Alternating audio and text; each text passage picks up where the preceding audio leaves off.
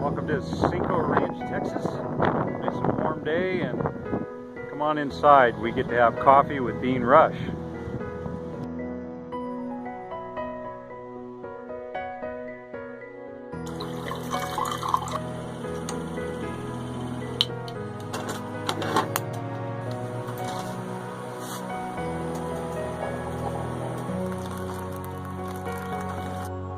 So Dean, you shared with me about several of your war experiences, but one of them had to do with Vicki.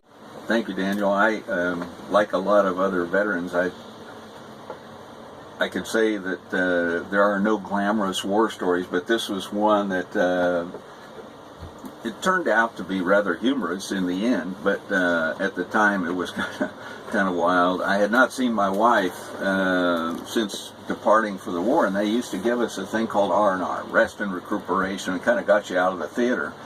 And so Vicki and I decided to meet in Hawaii. And I had a friend who had just been on R&R to meet his wife suggest that we stay at this one certain hotel in Honolulu. We set up reservations at that hotel. She was waiting for me when we arrived there. We were talking. We had about a day to kind of get, or that day actually, to get to know one another a little bit, and we went to bed. And you must know that the week before I went on my R&R, we had been shelled every night.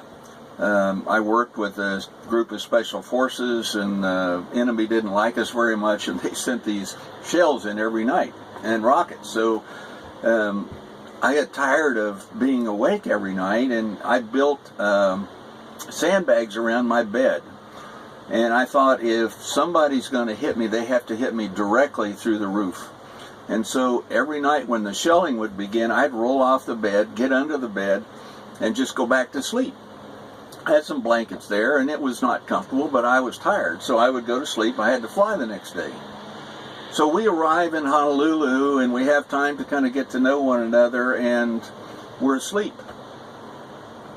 Little did I know, but next door they were building another hotel, and they were blasting. And my wife, who had not seen me in 6 months, heard me scream when I heard the shells, or I heard what I thought were shells, but it was actually dynamiting to build this other hotel. And she observed as I rolled off the bed and tried to get under the bed, which was probably 3 inches above the ground, and literally was fighting to get under the bed. She thought I had absolutely gone crazy. And I guess I was, because I looked up and she was fine. The hotel was still there. The room wasn't shaking, which is normally a result of the rockets. And then I began to explain to her, and she literally thought I had lost my wits. We laughed about it later, but that night it was pretty horrendous. That's my story of R&R in Hawaii.